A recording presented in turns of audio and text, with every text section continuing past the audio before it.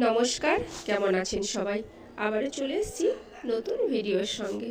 Healthy and tasty ফুডে আপনাদের অনেক অনেক স্বাগত। আজকে বানাবো পাঁপড়। বাড়িতেই তৈরি করে দেখুন, অনেক সুন্দর লাগবে, টেস্টি এবং অনেকটা হেলদিও। আমি এখানে পাঁপড় ভাজার জন্য এখানে বেসন 300 গ্রাম নিয়েছি আর 100 গ্রাম ময়দা মিশিয়ে নিয়েছি। সঙ্গে নিয়েছি একটু গোলমরিচের গুঁড়ো, একটু জোয়ান, নুন আর সাদা তেল। এগুলো কিন্তু ভালো করে মিশিয়ে খুব ভালোভাবে ময়ম করে নিতে হবে এবং স্মুথলি মাখাতে হবে। তারপর একটু জল দিয়ে একদম নরম করে একটা ছোটো ডো তৈরি করে নিয়েছি এবং এটাকে আধা ঘন্টা আমি রেস্টে দিয়ে দিয়েছি। তারপর এটাকে আবারও আমি একটু দলে নিলাম, নিয়ে এটাকে ছোট ছোট গোল গোল করে আমি কয়েকটা করে নিয়েছি, বল টাইপের করেছি।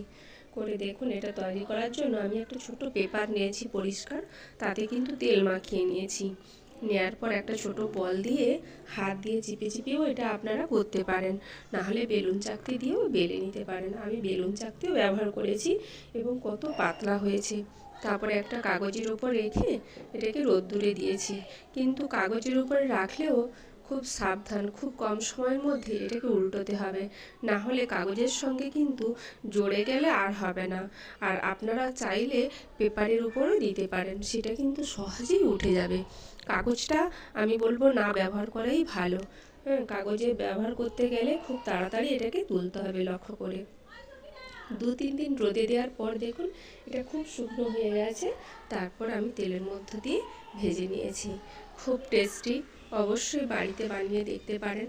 বাজারের কেনা পাঁপড়ের থেকে আমাদের বাড়িতে তৈরি করা পাঁপড় অনেক খেতেও ভালো হয়। বাচ্চা থেকে বয়স্ক সবাই 2-4 পিস খেতেই পারে। আমাদের তেলগুলো যেহেতু পরিষ্কার থাকে, তাতে ওই পাঁপড়ে